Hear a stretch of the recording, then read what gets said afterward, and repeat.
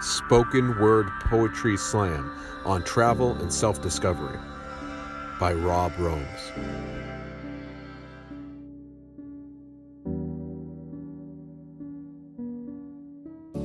See the tree line and slowly focus past, to see a valley so pure and so vast as clouds play the blues beyond the overpass.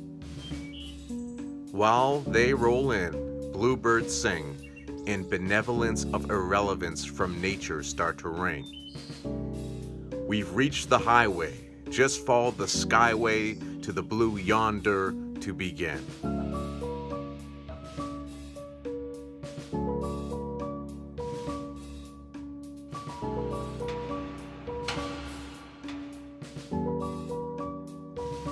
Before distant travel was attainable for nearly anyone, and perspective was molded only by the closest tongue, books were an opportunity to challenge the mind and a chance to reframe new thoughts to leave the obsolete behind.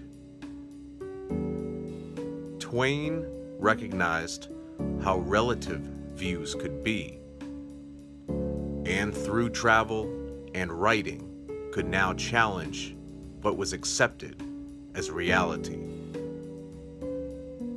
A pioneer of travel leads to a pioneer of thought, stepping outside of the comfort zone to challenge what is and what's not.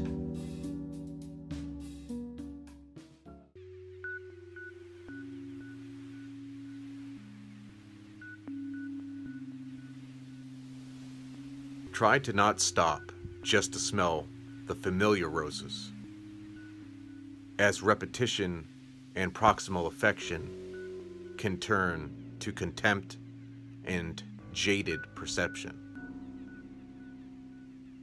Allow yourself to enjoy strange sights and sounds that become profound when focused by the observer, since you've always been looking from the inside out, so your own mind was blocking you from perceiving further. Without a compartment in your mind created to categorize, you can experience life with unfettered eyes, seeing the world like a baby without the self-perpetuated limits and lies.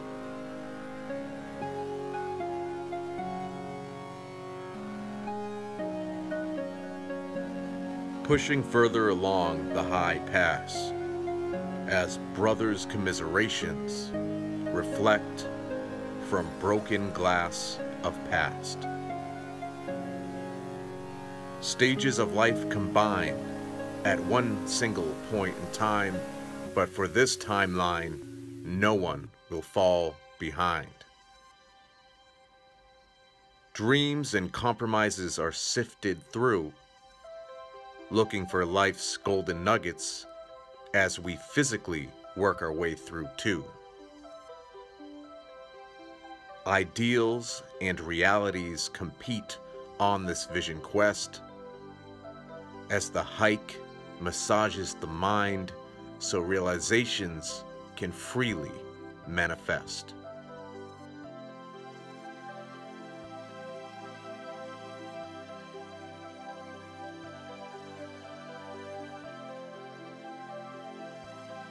As you occasionally step outside your wooden box, you may wonder why you would ever hide in an imaginary world of dead wood, stagnant air, and synchronized clocks. The instantaneous relief reminds you that inside is outside, and outside is really in.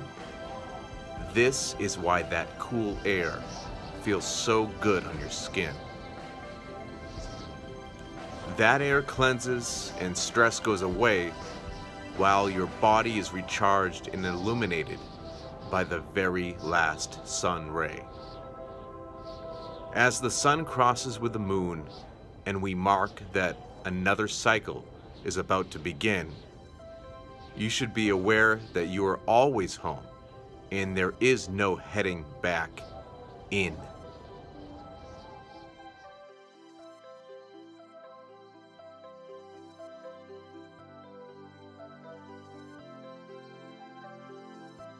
For some, things are very black and white, day and night, and wrong or right. If you can only see the mountain peaks, you'll never see the connecting valleys with rivers, forests, and creeks. To stand on the mountain peak, you can't pick out a tree from the forest, but even when vision is poorest, there is just enough detail for a passing tourist. Understanding the valley is key to problem solving and creativity, connecting points and peaks, building understanding, empathy, and community.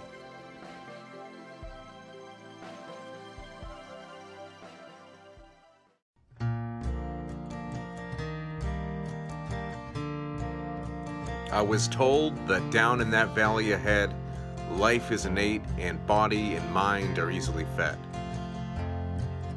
You can leave your career, identity, and desperate memes and overcome your fruitless, institutionalized dreams. Guilt of status and expectations tugs with the valley's pull. But what is the cost of leading a life that is not full? There must be a catch. Life can't be that easy. Dropping out won't be taken well by the needy.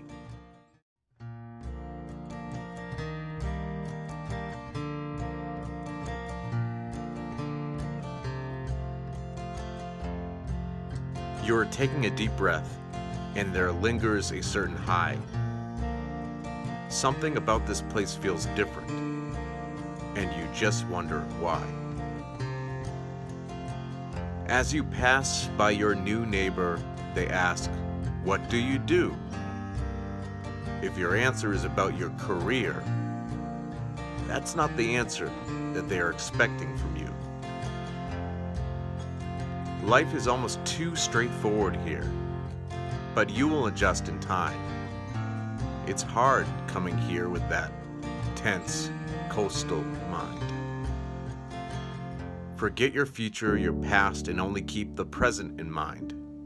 Just exhale and try to leave your worries and judgments behind.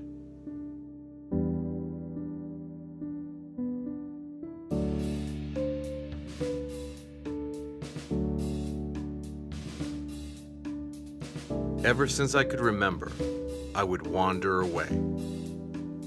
It felt like my feet would be leading and telling my mind the way. As a toddler, I would wander at malls, fairs, daycare, or find a way by climbing outside my window to see the neighbor's dog and play.